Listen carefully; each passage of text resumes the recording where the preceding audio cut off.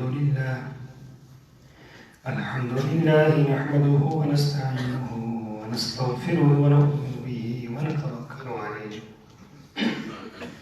ونعوذ بالله من شرور أنفسنا ومن سيئات أعمالنا من يهده الله فلا مضل له ومن يضلل فلا هادي له وأشهد أن لا إله إلا الله وحده لا شريك له وأشهد أن محمدا عبده ورسوله أما بعد فإن أحسن الكلام كلام الله وأحسن الهدي هدي محمد صلى الله عليه وسلم وشر الأمور محدثاتها وكل محدثة بدعة وكل بدعة ضلالة وكل ضلالة في النار. قال الله تبارك وتعالى في القرآن المجيد: أعوذ بالله السميع العليم من الشيطان الرجيم. بسم الله الرحمن الرحيم. إن الذين كفروا وصدوا عن سبيل الله وشاقوا الرسول من بعد ما تبين لهم الهدى لن يضروا الله شيئا وسيحبط أعمالهم. يا أيها الذين آمنوا أطيعوا الله وأطيعوا الرسول ولا تبطلوا أعمالكم. إن الذين كفروا وصدوا عن سبيل الله ثم ماتوا وهم كفار فلن يغفر الله لهم. اللهم صل على محمد وعلى آل محمد كما صليت على إبراهيم وعلى آل إبراهيم إنك حميد مجيد. اللهم بارك على محمد وعلى آل محمد كما باركت على إبراهيم وعلى آل إبراهيم إنك حميد مجيد. سبحانك لا علم لنا إلا ما علمتنا إنك أنت العليم الحكيم.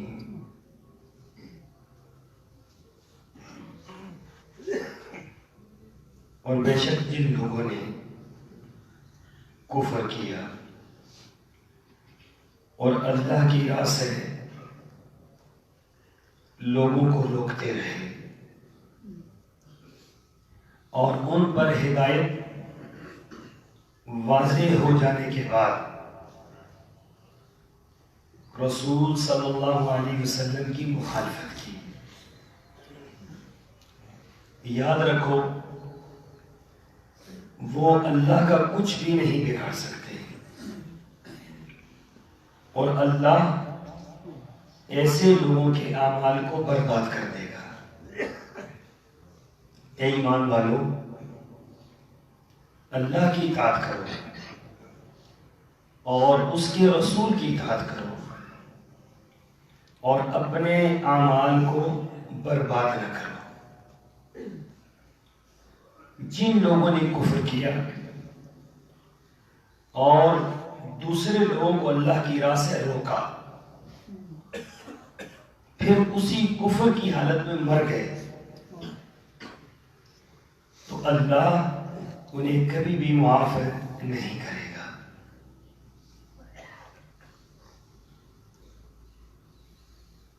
آیت نمبر 32 تا 34 سورہ محمد صلی اللہ علیہ وسلم۔ سامعین گرامی، کائنات کی سب سے عظیم ہستی اور کائنات کی سب سے اعلیٰ اور عرفہ ہستی نبی کریم صلی اللہ علیہ وسلم کی ذات گرامی اور آپ علیہ الصلوۃ والسلام کی عظمت کی جھلک آپ کی تعلیمات کے اندر ایک ایک نقطے کے اندر اس کی جھلک موجود ہے. کوئی لمبی چوڑی تعارف کی ضرورت نہیں ہے. آپ کوئی بھی خطبہ اٹھائیں, کوئی حدیث اٹھائیں, کوئی ایک آیت اٹھائیں اور اس کو آپ دیکھیں, سنیں, سمجھیں, پڑھیں تو آپ کو نظر آئے گا کہ آپ علیہ الصلوۃ والسلام کی ہر بات سراپا رحمت ہے اور پوری کائنات کے لوگوں کے لیے ہے.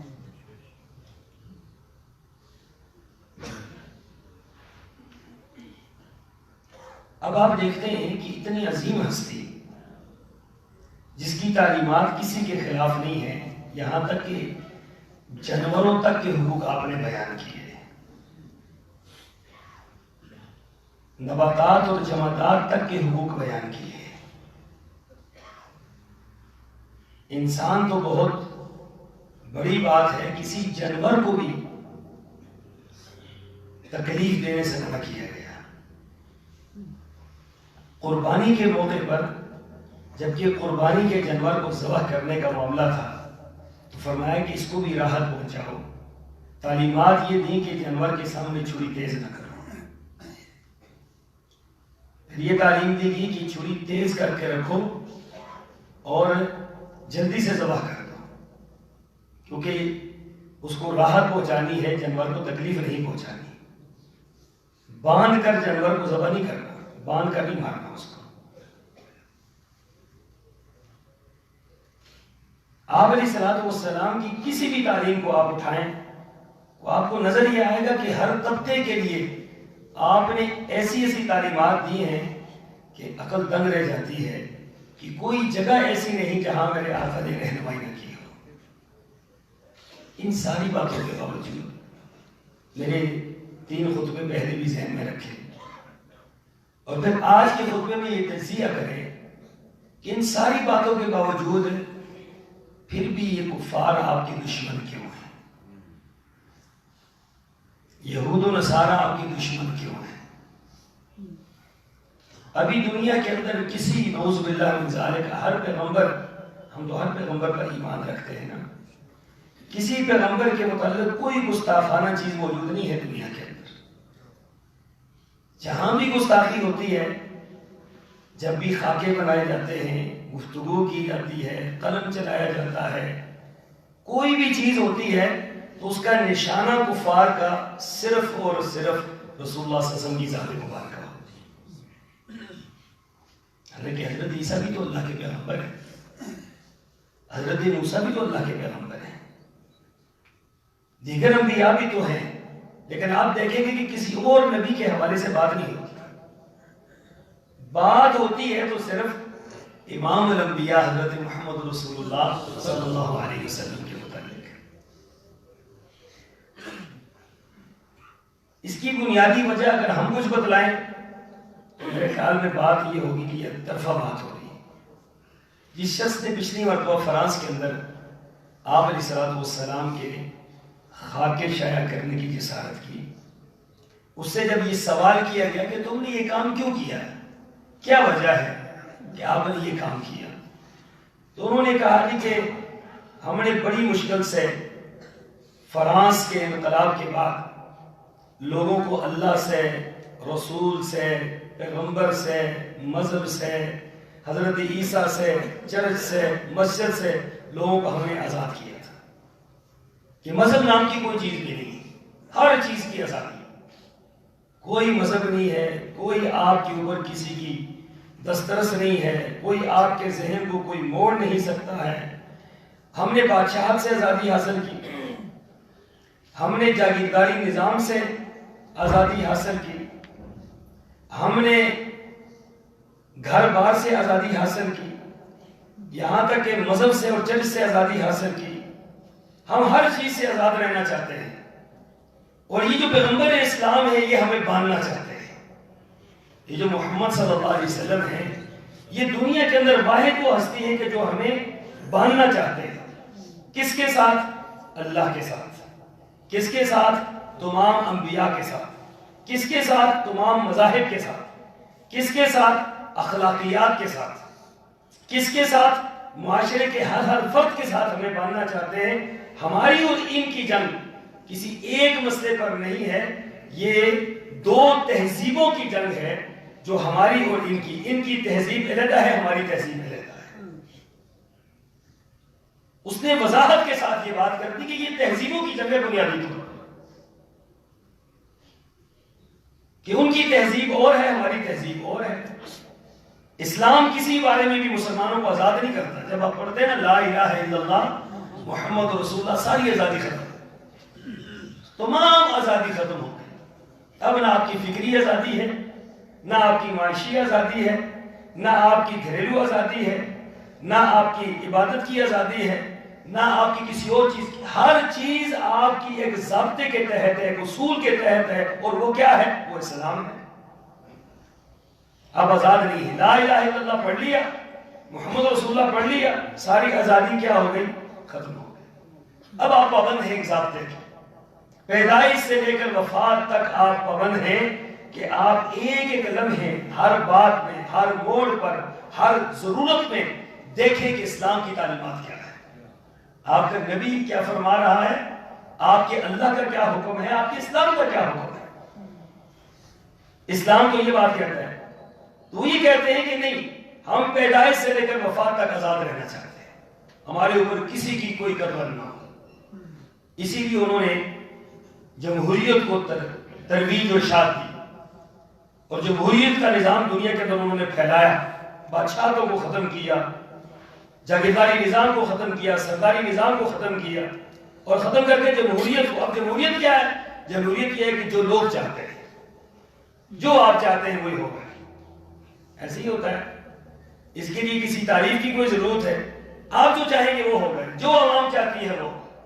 عوام چاہے کہ شراب حلال ہے تو حلال ہے، عوام چاہے کہ بدکاری حلال ہے، جائز ہے، عوام چاہے ہم جنس پرستی ہوگی تو ہوگی، عوام چاہے کہ معاشرہ جو ہے بھیڑ بکری والا معاشرہ بنے اور فحاشی اور ریانی کا سیلاب آئے اور کوئی کسی کو روکے نہ، کوئی کسی کو کہے نہ، تو ایسا ہی ہوگا۔ ان میں سے کوئی ایک جملہ میں نے اپنی طرف سے نہیں کہا۔ یہ ساری کی ساری باتیں یورپ کے معاشرے کے اندر آج ہو رہی ہے، ساری بات وہ قوانین بناتے ہیں، اکثریتی رائے جو کہتے وہی قانون بن جائے۔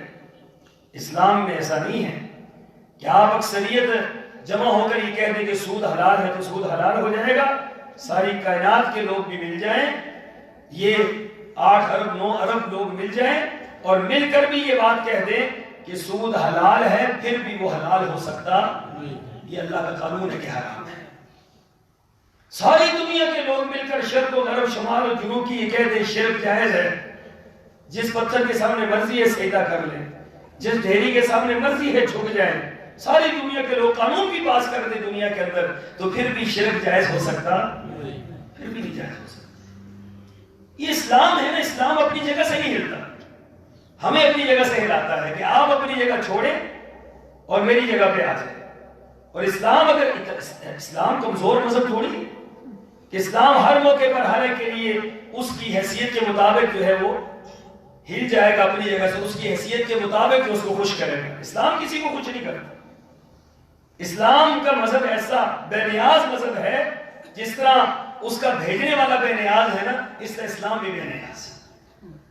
فرمایا کہ مجھے کوئی ضرورت نہیں ہے، فاذکرونی اذکرکم، تم مجھے یاد کرو گے تو میں تمہیں یاد کروں گا۔ فاذکرونی اذکرکم، تم مجھے یاد کرو گے تو میں تمہیں یاد کروں گا۔ تم مجھے یاد نہیں کرو گے، وَلَا تَكُونُوا كَالَّذِينَ نَسُوا اللَّهَ فَأَنسَاهُمْ أَنفُسَهُمْ، اگر مجھے بھلا دو گے تو نتیجہ کیا نکلے گا؟ نتیجہ یہ ہوگا کہ میں تمہیں اپنا آپ بھی بھلا دوں گا۔ اللہ کو تو کوئی ضرورت نہیں ہے، ساری دنیا کے لوگ مل کر اگر بغاوت کر دیں اعلان کر دے ساری دنیا کے لوگ، ایک بھی مسلمان دنیا کے اندر نہ رہے، سب مل کر یہ بغاوت کا اعلان کر دیں ہم اللہ کو نہیں مانتے، تو کیا خیال ہے اللہ تعالیٰ کی طاقت اور قوت اور اس کی حکومت ختم ہو جائے گی؟ صبح چڑھتا ہوا سورج بتلائے گا کہ کوئی رب ہے، شام کو غروب ہوتا ہوا نیلا اور پیلا ہوتا ہوا سورج بتلائے گا کہ کوئی ذات ہے جس نے اتنی بڑی طاقت اور اتنی بڑی قوت کو زوال کی طرف لے جائے۔ رات بتلائے گی کہ رب ہے، دن بتلائے گا کہ رب ہے، سورج چاند ستارے بتلائیں گے کہ رب ہے، انکار کرتے سارے کے سارے۔ اسلام بے نیاز مذہب ہے، اسلام کسی بھی مذہب کے ساتھ ملتا نہیں ہے، نہ لباس میں، نہ معاملات میں، نہ عقیدے میں، نہ فکر میں، نہ تہذیب میں، نہ تمدن میں، نہ سیاست میں، نہ معیشت میں، نہ معاشرت میں۔ کسی ایک جگہ پر میں تاریخ کا مطالعہ کرتا ہوں، اسلام کا مطالعہ کرتا ہوں، بنیادی طور پر باریک بینی کے ساتھ مطالعہ کرتا ہوں، کوئی ایک جگہ مجھے نظر آئے جہاں اسلام کی اور مذہب کو قبول کر لے، اسلام قبول نہیں کرتا۔ اسلام ایسا بے نیاز مذہب ہے، یہ پیدائش سے لے کر وفات تک بچہ پیدا ہوتا ہے تو احکامات شروع ہو جاتے ہیں، وہ قبر کے اندر اتارنے تک کے احکامات موجود ہیں۔ کوئی ایک جگہ بتلا دیں جہاں اسلام کے احکامات موجود نہ ہو، جہاں اسلام کی رہنمائی موجود نہ ہو۔ تو یہ تہذیبوں کی جنگ ہے بنیادی طور پر، یہ اپنے دل کی بھڑاس نکال رہے ہیں، یہاں پر صلوات والسلام کی جو گستاخی کر رہے ہیں یہ اپنے دل کی بھڑاس نکال رہے ہیں، یہ اپنے خود سے باطن کا اظہار کر رہے ہیں، یہ دل کی جلن نکال رہے ہیں، یہ حسد اور بغض اور کینے سے بھرے ہوئے لوگ ہیں کہ ہم ان کو آزاد کر رہے ہیں اور یہ محمد رسول اللہ صلی اللہ علیہ وسلم کی غلامی کے نعرے لگا رہے ہیں۔ ایک مسلمان کتنا ہی بدعمل کیوں نہ ہو، لیکن رسول اللہ صلی اللہ علیہ وسلم کا نام جب آئے گا نا تو یہ دیوانے ہو جاتے ہیں۔ اور آپ دیکھ لیں کہ بعض اوقات تو بالکل آپ ہی سے ہی غائب ہو جاتے ہیں، اسلام کے خلاف ہی کام کر جاتے ہیں۔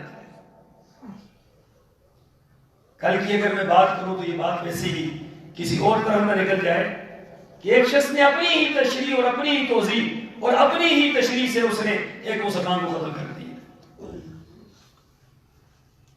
اس کی اپنی تہذیب ہے نا، یہ اپنا ایک طریقہ ہے۔ اسلام کے اس بات کی اجازت دیتا ہے کہ آپ کسی کو قتل کر گستاخ رسول ہے؟ اتنی بڑی بات ہے، مفتی کب سے بن بیٹھے ہیں؟ مفتی بھی فتویٰ دینے سے پہلے 100 مرتبہ سوچتا ہے، یہ لوگ سوچتے نہیں، 1000 مرتبہ مفتی سوچتا ہے۔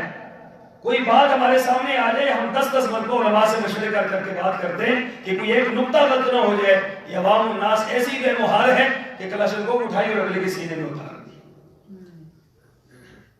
کس مذہب کے آپ ماننے والے ہیں؟ کس نبی کے آپ ماننے والے ہیں؟ کس نبی کی اطاعت کا آپ دم بھرنے والے ہیں کہ جس نے یہ فرما دیا کہ جس نے ایک انسان کو قتل کیا اس نے پوری انسانیت کو قتل کر دیا؟ ایک انسان کا قتل، من قتل مؤمنا متعمدا فجزاؤ جہنم خالدین فیہا، فرمایا ایک مسلمان کو جو قتل کرتا ہے، ایک مومن کو قتل کرتا ہے، اس کا ٹھکانہ جہنم ہے اور ہمیشہ ہمیشہ جہنم میں رہے گا۔ یہ معمولی مسائل ہیں کہ ہم اٹھتے ہیں اور اس کے جو مرضی کا کرتے ہیں دین کے نام پر۔ تو یاد رکھیں کہ اسلام جو ہے نا، یہ اپنے ماننے والوں کو ہر موقع پر فراہم کرتا ہے کہ آپ نے ایسے کرنا ہے، اور آپ اگر اسلام کے مطابق چلیں گے پوری زندگی آپ کے لیے کوئی مسئلہ ہی نہیں۔ یہ تہذیبوں کی لڑائی ہے اور لڑائی چلتی رہے گی۔ آپ یہ نہ سمجھیں آپ کے مظاہروں سے، آپ کی سڑکیں بند کرنے سے، آپ کے بائیکاٹ کرنے سے، آپ کے فلاں کرنے سے ان کو کوئی فرق پڑ جائے گا؟ ان کو کوئی فرق نہیں پڑے گا۔ قرآن کے الفاظ یہ ہیں کہ یہ چلتا رہے گا۔ آپ کا معاملہ آپ کا ہے، معاملہ اس ملک کا نہیں ہے، وہ تو ہے ہی مخالف۔ کیا فرمایا تھا؟ اِنَّا أَعْطَيْنَاكَ الْكَوْثَرَ فَصَلِّ لِرَبِّكَ وَانْحَرْ إِنَّ شَانِئَكَ هُوَ فرمایا تھا محمد صلی اللہ علیہ وسلم یہ کرتے رہے اپنا کام۔ قرآن پاک کے الفاظ کیا ہیں؟ ہر طرف مخالفت تھی، ہر طرف مخاصمت تھی، ہر طرف آپ کے دشمن سر اٹھا رہے تھے، گستاخیاں ہوئی تھی، مارا جا رہا تھا، اسلام کے اوپر پابندی عائد کی جا رہی تھی، عورتیں، مرد، بچے، جوان، بوڑھے، ہر ایک پر مصیبتوں کے پہاڑ ٹوٹ گئے تھے۔ قرآن پاک کی آیت کیا اتری کہ محمد صلی اللہ علیہ وسلم پریشان ہونے کی ضرورت نہیں ہے، وَرَفَعْنَا لَكَ ذِكْرَكَ، ہم آپ کے ذکر کو جو ہے وہ بلند کرتے رہیں گے. نہ کرے دنیا والے بھی کریں گے تو اللہ بلند کرے گا. اس وقت دنیا میں دیکھ لیں سب سے زیادہ اللہ کے نام کے بعد کس کا نام لیا جاتا ہے؟ کیا فرانس سے نام ختم ہو گیا میرے آقا کا؟ کیا امریکہ سے ختم ہو گیا میرے آقا کا نام؟ شمال اور جنوب سے ختم ہو گیا؟ وہ دنیا کا آخری کونا جہاں کے بعد دھند ہی دھند ہے، اور وہاں کے بعد آج یہی کہا جاتا ہے، جدید طور یہی کہتا ہے کہ اس کے بعد دنیا ختم ہو گئی. وہاں بھی ایک مسلمان کھڑے ہو کر یہ نعرہ مستانہ لگا رہا ہے، اشہد ان محمد رسول اللہ. پہاڑوں کے اوپر میرے نبی کا نام لیا جا رہا ہے، سمندروں کے اندر میرے نبی کا نام لیا جا رہا ہے. جہاں کہیں مسلمان گئے ہیں انہوں نے یہ نعرہ مستانہ لگایا ہے اور دنیا کو بتلا دیا ہے کہ تم جو مرضی ہے کرتے رہو، میرے رب کا فیصلہ ہے، وَرَفَعْنَا لَكَ ذِكْرَكَ، آپ کا ذکر بلند ہوتا رہے گا. گھریں جو لوگ کرتے ہیں وہ اپنی خود سے باطن کا اظہار کر رہے ہیں. وہ لوگوں کے ذہنوں سے اور لوگوں کے عقیدوں سے، لوگوں کے ایمان سے مذہب کو، دین کو، نبوت کو، رسالت کو، اللہ کو، رسول کو نکالنا چاہتے ہیں. لیکن یاد رکھیں کہ اللہ کے اپنے فیصلے ہیں، ان کے اپنے فیصلے ہیں. وَمَكَرُوا وَمَكَرَ اللَّهُ وَاللَّهُ خَيْرُ الْمَاكِرِينَ. وہ تدبیریں کر رہے ہیں اپنی، اللہ اپنی تدبیریں کر رہے ہیں، اور اللہ کی تدبیر ہمیشہ غالب رہتی ہے. اگر اسلام مٹنا ہوتا تو کب کا مٹ چکا ہوتا. اگر مسلمانوں نے مٹنا ہوتا تو چنگیز خان و ہلاکو خان نے تو کسر نہیں چھوڑی تھی. دنیا کے اندر انہوں نے تو کسر تو نہیں چھوڑی تھی، مٹ چکا ہوتا. یہی علاقے آپ کے جو آج سوویت یونین سے علیحدہ ہوئے ہیں، ان علاقوں کے اندر قرآن پاک پر پابندی، اذان پر پابندی، مسجد پر پابندی، محراب پر پابندی، عربی رسم الخط پر پابندی، عربی تک پر پابندی لگا کہ عربی نہیں، یہاں کوئی عربی بولے گا نہیں، لکھے گا نہیں. السلام علیکم پر پابندی تھی، وعلیکم السلام پر پابندی تھی، علی بات آسا پر پابندی تھی کہ علی بات آسا پڑھیں گے، پھر اس کے بعد قرآن پڑھیں گے، پھر سبق نماز کا پڑھیں گے، لہذا علی بات آ پر پابندی لگا دو، لہذا نماز پڑھنے والا ہی کوئی نہ رہے، سارا سسٹم ختم ہو جائے. اور اسی کو اٹھایا تھا ترک نے ترکی کے اندر لے جا کر 70 سال تک وہاں پر محنت کی. آج دیکھ لیں اس سال کی جو نئی فگر ہے کہ ترکی کے اندر اس سال جو حفاظ بنے ہیں ان کی تعداد تقریباً 20,000 کے لگ ہے. 20,000 بندہ صرف ترکی استنبول شہر کے اندر 20,000 بندہ حافظ قرآن بنا ہے. یہاں اسلام مٹانے کے لیے گئے تھے، عربی رسم الخط مٹا دیا تھا.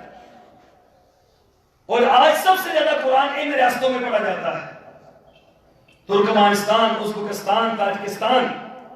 ان علاقوں کے اندر قرآن سب سے زیادہ پڑھا جاتا ہے، جہاں سب سے زیادہ پابندیاں عائد کی گئی تھی. نظام تو میرے اللہ کا ہے، چلانا میرے اللہ نے ہے. ہمارا امتحان ہے، آپ کو اور میرا امتحان ہے کہ ہم مذہب کے لیے کیا کر رہے ہیں.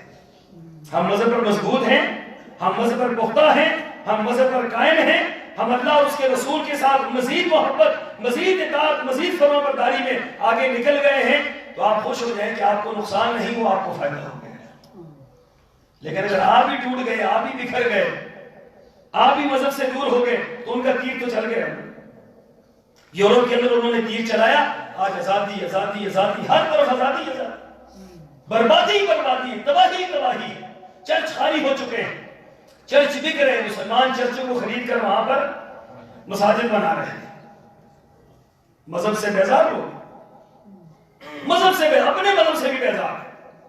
کوئی چیز نہیں ہے مذہب، کوئی چیز نہیں ہے. نعوذ باللہ من ذالک، اللہ، رسول، پیغمبر، مذہب، یہ دائرے، یہ اخلاقیات، یہ کردار، یہ روکنا، یہ بڑا، یہ چھوٹا، یہ ماں، یہ باپ، یہ بیوی، یہ بھائی، یہ فلاں، یہ کوئی چیز بھی نہیں. آزاد آزاد آزاد آزاد، سب کچھ آزاد ہے. آپ تو ایک ایک چیز کے پابند ہیں.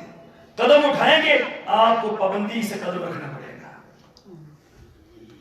آپ کے آگے بیریئرز لگے ہوئے ہیں، آگے آگے رکاوٹیں لگی ہوئی ہیں. اسلام کی رکاوٹیں، دین کی رکاوٹیں، اخلاقیات کی رکاوٹیں، معاشرے کی رکاوٹیں، بہن بھائیوں کی رکاوٹیں، ماں باپ کی رکاوٹیں، دوست و احباب کی رکاوٹیں، مولوی اور مسجد کی رکاوٹیں. آپ 1000 رکاوٹوں کے بعد ہی دین سے باہر جا سکتے ہیں. اللہ کا شکر ادا کریں کہ یہ رکاوٹیں موجود ہیں. یہ آپ کو روکتی ہے باہر جانے سے. یہ دنیا کی جنگ ہے آج. یہ بنیادی بات ہے جس کو لے کر وہ رسول اللہ صلی اللہ علیہ وسلم کی گستاخیاں کر رہے ہیں، اور رسول اللہ صلی اللہ علیہ وسلم کے متعلق جو ان کی گفتگو ہے اس کا خلاصہ یہی ہے کہ یہ تہذیبوں کی جنگ ہے. آپ کو میرا امتحان ہے، اس امتحان میں اللہ ہمیں کامیاب کرے کہ ہم اپنے دین اور مذہب پر قائم رہیں. فرمایا اس آیت میں اللہ تعالیٰ نے اگلی آیت فرمائی کہ فَلَا تَهِنُوا وَتَدْعُوا إِلَى السَّلْمِ وَأَنْتُمُ الْأَعْلَوْنَ وَاللَّهُ مَعَكُمْ. فرمایا خبردار کافروں کی ان باتوں کو، ان چیزوں کو دیکھ کر کہیں اللہ سے اور رسول سے رشتہ نہ توڑ دینا. فَلَا تَهِنُوا، سستی نہ دکھانا، کہیں تم سست ہو جاؤ، کمزور ہو جاؤ، ان کی ان پروپیگنڈے کا شکار ہو جاؤ، ان کی ان باتوں کا شکار ہو جاؤ. وَتَدْعُوا إِلَى السَّلْمِ، اور خبردار یہ بھی ایک بات ہے کہ دشمن کے سامنے کبھی بھیک نہ مانگنا. ان سے جا کے نہ کہنا کہ تم ہمارے نبی کی گستاخی کیوں کر رہے. بھیک نہ مانگنا ان سے. اپنے آپ کو مضبوط رکھو، ڈٹ جاؤ دین پر، اسلام پر، توحید پر، کلمے پر، اللہ سے تعلق مضبوط کرو. نتیجہ کیا نکلے گا؟ وَأَنْتُمُ الْأَعْلَوْنَ، تم ہی بلند رہو گے، غالب تم ہی آؤ گے، سکہ تمہارا ہی چلے گا، بات تمہاری مانی جائے گی. اینڈ پر جب نتیجہ نکالو گے تو اللہ تمہیں فتح یاب کر دے گا. وَأَنْتُمُ الْأَعْلَوْنَ وَاللَّهُ مَعَكُمْ، تم کیوں بلند ہو؟ کیا معاملہ ہے تمہارا؟ وَاللَّهُ مَعَكُمْ، کہ اللہ تمہارے ساتھ ہے. جس کے ساتھ اللہ ہو وہ شکست خوردہ نہیں ہو سکتا. تو میں اللہ تمہارے ساتھ ہے. اللہ انہی لوگوں کے ساتھ ہوگا کہ جو اللہ کے فرمانبردار ہوں، اللہ کی اطاعت کریں، اللہ کی فرمانبرداری کریں، رسول اللہ صلی اللہ علیہ وسلم کی سنتوں کو اپنائیں گے. میں ہمیشہ یہ بات کہتا ہوں کہ جب بھی کفار کی طرف سے اس قسم کی ہرزہ سرائی ہو تو آپ کی طرف سے ایک اعلان ہونا چاہیے کہ ہم نے اپنا ایک بچہ اللہ کے دین کے لیے وقف کر دیا. نکال دو ایک بچہ، ہمیشہ ہمیشہ کے لیے دین کے لیے نکال دو کہ یہ وقف ہے دین کے لیے. ویسے تو سب کو ہر وقت دین کے لیے وقف ہونا چاہیے، لیکن ایک بچہ نکال کر مکمل کہ یہ دین کا دفاع کرے گا، یہ دین کا داعی بنے گا، یہ عالم دین بنے گا، یہ دنیا کے اندر دین کی بات کرے گا اور دین کو پھیلانے کا سبب بنے گا. اور اپنے گھر کے اندر اگر کوئی کمی ہے دین کے حوالے سے تو اس کو فوری طور پر پورا کر دیں. یہ اس بات کا تقاضا ہے. اسلام کے اوپر قائم رہیں، اسلام کے اوپر مضبوط رہیں، عقیدے کو مضبوط کریں، عمل کو مضبوط کریں، دن رات محنت کریں رسول اللہ صلی اللہ علیہ وسلم کی سنتوں پر عمل کرنے کی. ان کا بہترین جواب یہ ہے. آپ اور ہم یہاں بیٹھ کر کیا جواب دے سکتے ہیں؟ زیادہ سے زیادہ ہم اگر مظاہرے کریں گے، روڈ بلاک کریں گے، واپس آئیں گے خوش ہو جائیں گے کہ ہم نے مظاہرہ کر لیا. یہ مسئلے کا حل نہیں ہے. مسئلے کا حل ہے کہ آپ اسلام پر قائم رہیں. مسئلے کا حل یہ ہے کہ آپ اس دین کی طرف آئیں جس دین کی دشمنی میں وہ لوگ یہ کام کر رہے ہیں. آپ اسلام کی طرف آئیں جس اسلام کو مٹانے کے لیے یہ کام کر رہے ہیں. آپ اس اسلام سے جڑ جائیں جس سے وہ نکالنے کے لیے آپ کو یہ ساری حرکتیں کر رہے ہیں. اللہ تعالیٰ مجھے آپ کو سمجھنے کی، عمل پیرا ہونے کی توفیق عطا فرمائے. وآخر دعوانا الحمدللہ.